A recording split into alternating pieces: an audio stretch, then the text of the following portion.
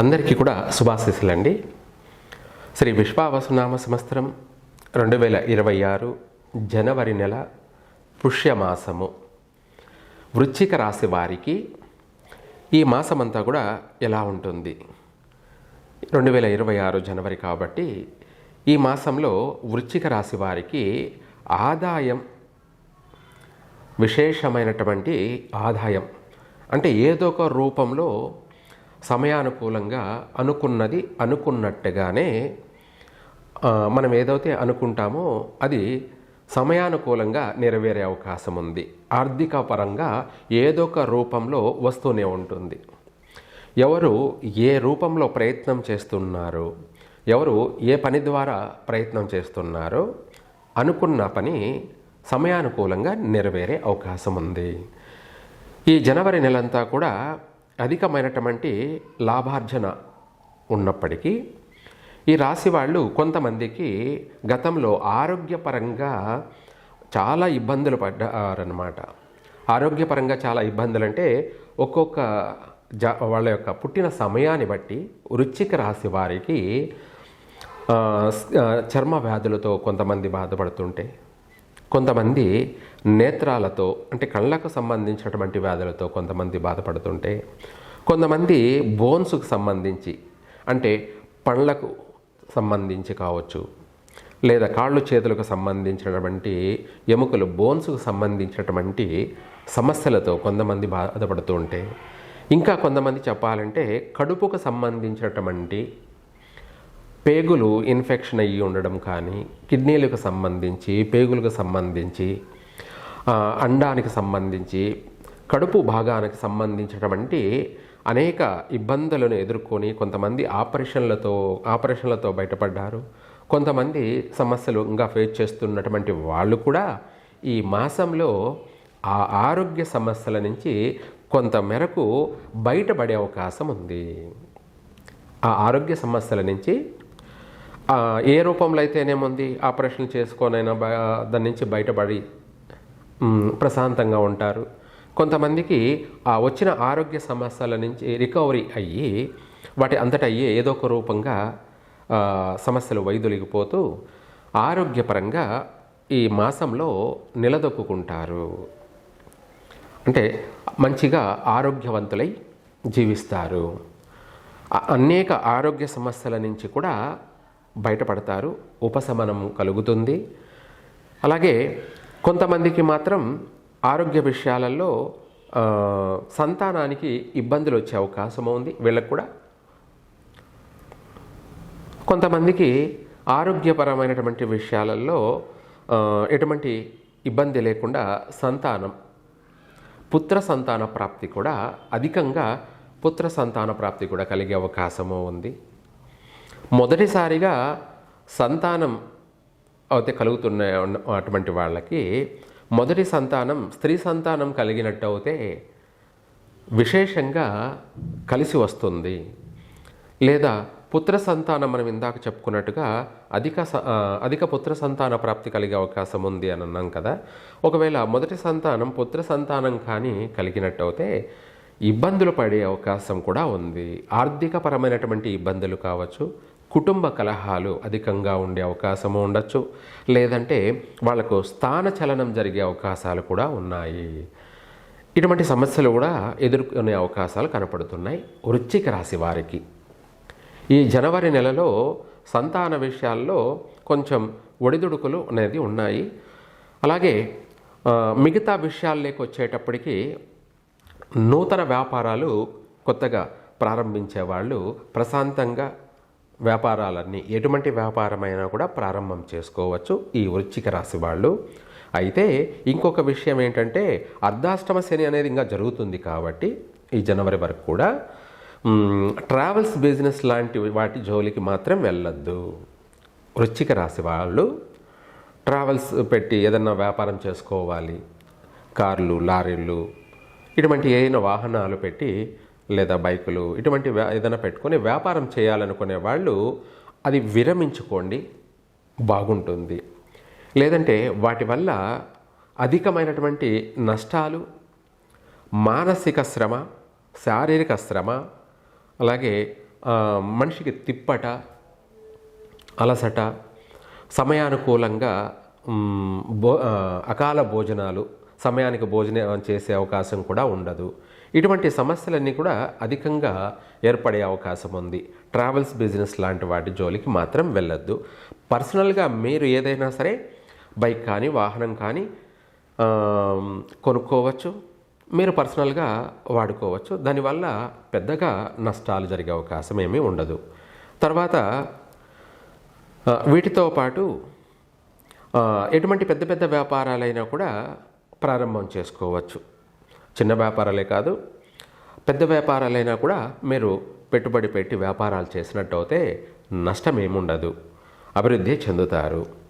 విదేశాలకు వెళ్ళాలని ప్రయత్నం చేసే వాళ్ళకి అన్ఎక్స్పెక్టెడ్గా కూడా నెరవేరే అవకాశం ఉంది. అనుకోకుండా కూడా ఊహించని విధంగా కూడా జరిగే అవకాశాలు ఉన్నాయి. అంటే చాలామంది ప్రయత్నం చేసి ఇంకా కాదేమో, రావేమో, మనకు అంటే వెళ్ళే యోగం లేదేమో, విదేశాలకు వెళ్ళే యోగం లేదేమో, అక్కడ స్థిరపడే యోగం లేదేమో అనుకునే అటువంటి ప్రయత్నం చేసి ఆగిపోయిన వాళ్ళకు కూడా ఈ మాసంలో అన్ఎక్స్పెక్టెడ్గా వచ్చే అవకాశం ఉంది. వీసాలు కానీ వాళ్ళు చేసిన ప్రయత్నాల వల్ల ఇంకా ఇతరత్ర ఏదైనా సరే అనుకుని వదిలేసిన పని కూడా ఈ నెలలో మళ్ళీ ప్రారంభమయ్యే అవకాశం కూడా ఉంది. వృశ్చిక రాశి వారికి అన్నదమ్ముల వల్ల కొద్దిగా మనస్పర్ధలు ఏర్పడే అవకాశం ఉంది. కుటుంబ సభ్యులతోటి, అంటే తోటి అన్నదమ్ములతోటి, కుటుంబ సభ్యులతోటి, అలాగే లేదంటే అత్తమామలతోటి కూడా కొంత వాళ్ళ వల్ల మాట పట్టింపులు వచ్చే అవకాశాలు ఉన్నాయి. వీలైనంత వరకు కూడా బంధువులకి అలాగే దాయాదులకి వీలైనంత వరకు వాళ్లకు కాస్త దూరంగా ఉండడం, లేదంటే దూరమైనా దగ్గరైనా కూడా వాళ్ళతో తెలివిగా వ్యవహరించడం అనేది ఎవరైనా సరే జాగ్రత్త పడడం మంచిది. ఆర్థిక పరంగా వీళ్ల సొమ్మే తిని మళ్ళీ వీళ్ళనే అవమానించడాలు, మళ్ళీ వీళ్ళనే దూషించడాలు కానీ ఇటువంటివి అధికంగా ఉండే అవకాశము ఉంది. ఇవే కాకుండా వీళ్ళకు ఎప్పటికీ కూడా దృష్టి దోషాలు అధికంగా ఉంటాయి. వృశ్చిక రాశి వారికి దృష్టి దోషాలు అధికంగా ఉండడం వల్ల కొద్ది రోజులు బాగా అభివృద్ధి చెందారు, స్పీడ్గా అభివృద్ధి చెందారు, ఆర్థిక పరంగా చాలా ఉన్నత స్థాయికి చేరుకుంటున్నారు, గొప్ప స్థాయికి ఎదుగుతున్నారు అనంటే వీళ్ళపైన తీవ్రమైనటువంటి దృష్టి దోష ప్రభావం అనేది కూడా ఉంటుంది. చుట్టూ సంఘంలో అందరి దృష్టి కూడా వీళ్ళపైనే ఉంటుంది, వీళ్ళపైనే ఫోకస్ ఉంటుంది. కాబట్టి దానికి సంబంధించి వీలైనంత వరకు మంగళవారం రోజున త్రికోణం పగడాన్ని పంచలోహాల్లో చేయించి మంత్రజపాలు పఠించి అభిషేకాలు కానీ చేయించి ఆ యొక్క పగడాన్ని పంచలోహాల్లో తయారు చేసినటువంటి పగడాన్ని ఉంగరపేలికి మంగళవారం రోజు ఉదయం 6 నుంచి 7 లోపల ధరించండి. అది చాలా వరకు ఈ దృష్టి దోషాలని నివారించగలుగుతుంది. ఆరోగ్యపరంగా కూడా మనకు బాగా కలిసి వస్తుంది.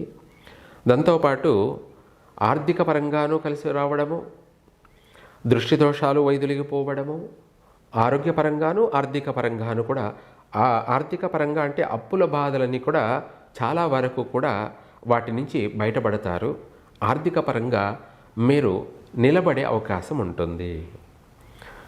ఇదే కాకుండా ఈ రాశి వారికి కూడా వస్త్ర లాభము, వస్తు లాభము, వాహన సౌఖ్యము, ఆభరణాలు కొనడం కానీ, అలంకరణ కోసం నూతన ఆభరణాలు కొనడం కానీ, వాటితో పాటు గృహానికి అలంకరణకు సంబంధించినటువంటి ఎంతటి ఖరీదైన వస్తువులనైనా కూడా సేకరించడము, అలాగే గృహం లేని వాళ్ళకి ఈ మాసంలో కూడా నూతనంగా కొనడం కానీ ఇటువంటివన్నీ కూడా అనుకూలించే అవకాశాలే అధికంగా ఉన్నాయి వృశ్చిక రాశి వారికి.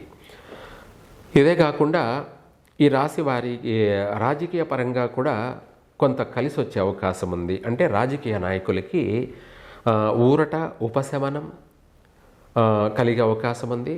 ప్రజలలో కొంతమేర బలపడే అవకాశము ఉంది. అంటే మంచి పేరు ప్రఖ్యాతలు పొందే అవకాశము ఉంది. వీటితో పాటు కొంతమంది సన్మానాలు సత్కారాలు కూడా పొందే అవకాశము ఉంది. కొన్ని విషయాలలో మాత్రం విశేషమైనటువంటి, అంటే పొగిడేవాడు పొగుడుతున్నాడు, అలాగే తిట్టేవాడు తిడుతున్నాడు అన్నట్టుగా రెండు కూడా ఉన్నాయన్నమాట. మనకు సన్మానాలు సత్కారాలు ఆనందాన్ని కలగచేస్తే కుటుంబ కలహాలు కొంత బాధిస్తుంటాయి. ఇలాంటివి కొన్ని సమస్యలు ఎదురయ్యే అవకాశం ఉంది. కాబట్టి వీలైనంత వరకు ఈ రాశి వాళ్ళు ఈ యొక్క పుష్యమాసంలో సర్పారాధన చేయడం కానీ, అంటే సర్పశాంతులు జరిపించడం కానీ, లేదంటే అది కాకపోతే వీలైనంత వరకు ఆంజనేయ స్వామిని ప్రతి మంగళవారం లేదంటే శనివారం, ఇంకా కూడా వీళ్ళకు బాగా కలిసి వస్తుంది వృశ్చిక రాశి వారికి, శనివారం రోజు ఆంజనేయ స్వామికి సింధూరం పఠించడం కానీ, లేదంటే పాలతో అభిషేకం చేయించడం కానీ, ఆంజనేయ స్వామికి పాలతో అభిషేకం చేయించి అలంకరించడం లాంటి కార్యక్రమాలు జరిపించినట్టయితే ఇటు శత్రు వినాశనము, సమూలంగా నరదృష్టి ప్రక్షాళన, అలాగే గ్రహదోష నివారణ, ఎంతటి శత్రువైనా కూడా మళ్ళీ మిత్రుడయ్యే అవకాశం కూడా ఉంది.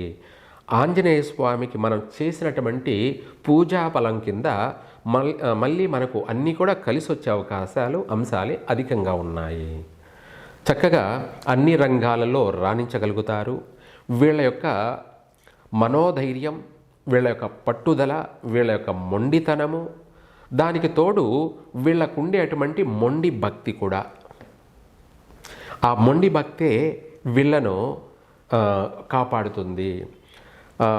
లక్షలు కోట్లు నష్టపోయినటువంటి వాళ్ళని కూడా మళ్ళీ పడ్డవాడు చెడ్డవాడు కాదన్నట్టుగా వాళ్ళని మళ్ళీ ఒకసారిగా పైకి ఎదిగే అవకాశం కూడా ఉంది. అటువంటి వాళ్ళందరూ కూడా తిరిగి పూర్వ వైభవం అంటారు. పూర్వ వైభవం అంటే ముందు మంచి ఉన్నత స్థానంలో ఉండి మళ్ళీ కింద పడినటువంటి వాళ్ళు కూడా ఇప్పుడు మళ్ళీ తిరిగి కోలుకునే అవకాశము ఉంది, స్థిరపడే అవకాశము ఉంది.